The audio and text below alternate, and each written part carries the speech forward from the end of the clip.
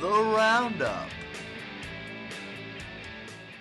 Welcome back to The Roundup. Joining me to finish off the show is Joey Saade and our very own JMS, Jesse Mayfield-Sheehan. Guys, thanks for joining me up here.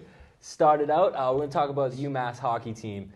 Big win the other night over BU. BU was ranked number 9 at the time of the win. They won 5-1, looked really good. Jesse, what do you think of the game? Well, I'll tell you this, Casey. If the UMass Hockey team keeps playing like they did against BU, they're going to have a pretty great season because that was just a phenomenal game for UMass. Like you said, 5-1.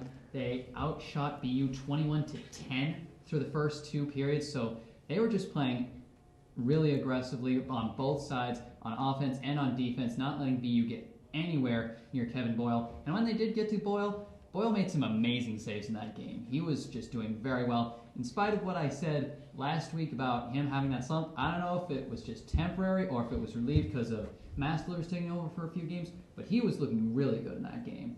And, 5-1 win. I mean, like I said, they keep playing like that, they're going to have a very good season. That's a classic UMass win, though. You get your 5-1 win over a ranked team, and then go out and find a unknown, and lose. So we'll see. That's what they're known to do. They're known to beat good teams. So hopefully they can keep it rolling, play like that every game. So moving over to basketball now. Basketball team has looked good this season. They've had their ups, they've had their downs, but overall had a pretty good season. Joe, give me a little review of the team's last game and what you see going forward. Well, Casey, last game, the Minutemen lost the heartbreaker to Charlotte by 1 point. In the final seconds, Chaz Williams lost the ball. He got stripped. Some people thought he got fouled at first, but, the game's over now, so it doesn't really matter. But, I think the recurring theme that, our pal Nick Canellis always says about this team is that they live and die by the 3. And last game against Charlotte, they jacked up 23s, and they made 9 of them, which, it's 45%, which is, good for that game. But when you look at the other, features of the game, they went 6 for 16 at the free throw line.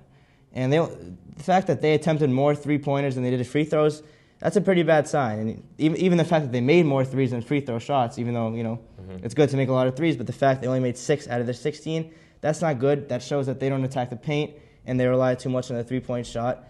And, Raphael Putney last game, he only had 3 shot attempts. He played 28 minutes and had 3 shot attempts. That just shows you, outside scoring. They're not trying to go inside a lot.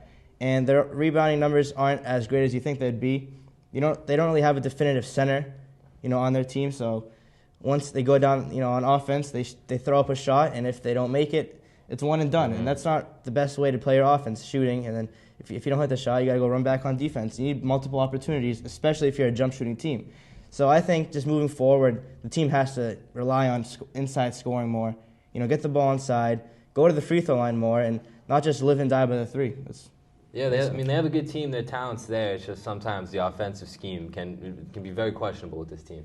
Jesse, what do you see going forward? Well, I think that, like you said, they have the talent, so they're going to end the season with a good enough record to get into the A10 tournament. But honestly, if they don't step things up, they're not going to get very far in that tournament. I mean, like Joey said, they've been living and dying by the 3, and with that up-tempo offense and all that 3-point shooting, if you don't step up on the boards, then the team is going to be screwed. And right now, and like Joey said, they haven't been rebounding as well as they could be so far this season, and I think that could be a real problem going forward. I mean, if they don't step up like that, and also with this up-tempo play they have a tendency to get screwed in the second half. I mean, they are being outscored 753 to 720 over the course of all their games so far this season in the second half. And if you're not stepping up, everybody says those last 2 minutes in a basketball game, if you're not stepping up for those, that's a problem. So I think with their talent, as you said before, they're going to finish good enough, but, with all the problems they're having, I don't see them going that far after finishing the regular season. Yeah, and you're going to see them really struggle in the A10 tournament with a lack of rebounding. Because, the A10's got some big teams this year with VCU and Butler, so it should be interesting to watch. But right now, it's looking a little scary for the team. Yeah, we think they started off 3-3 in the season, and they're 14-6 now, so they've won 11 of their last 14 games.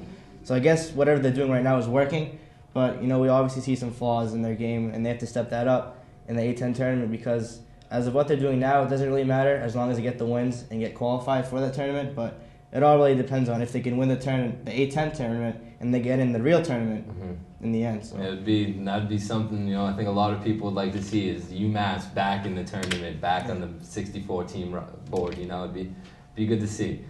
So we're gonna alternate here. We're heading off to the NFL.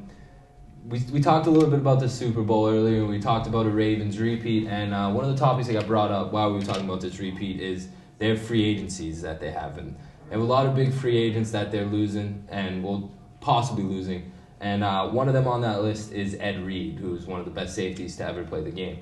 In an interview recently, Ed Reed said that he could definitely see himself playing for Bill Belichick.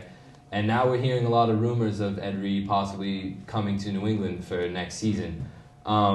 Joey, personally, that's something I would love to see, in that defense. What do you think about this possibility? Do you think it's a solid possibility, and what do you think it would do for the Pats?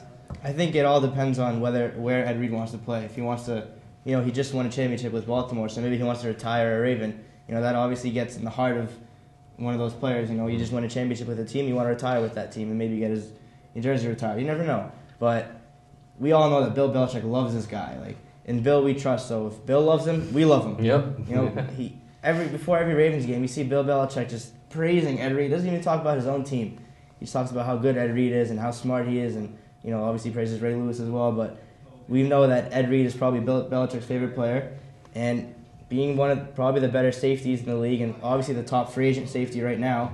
If he wasn't to re-sign with Baltimore, coming to New England would solve a lot of their secondary problems. Obviously, I think that if the Patriots find a way to maybe sign Talib, and that maybe their secondary is not going to be as bad, because we saw when McCourty got shifted to safety, he played pretty well. Mm-hmm. But if the Patriots can't sign Talib, and they can't find anybody in the draft or through trades or whatever for secondary, and they have to rely on Devin McCourty getting back in there at the cornerback, and their secondary is just going to look as bad as it has been in the past 3 years, then yeah, that's a worry. But maybe if they don't sign Talib, then I think Ed Reed might have to be one of the top choices, along with signing Wes Walker. But they definitely need to shore up that secondary, and Ed Reed, even though he's 34 years old, he's better than anything the Patriots have right now, so I'll take him. Yeah, and that, it's always good to have a veteran leadership. They have a really young defense, so to have an accomplished veteran like that come in would be huge for that team going into the future as well, not just what he could bring to the team in short term.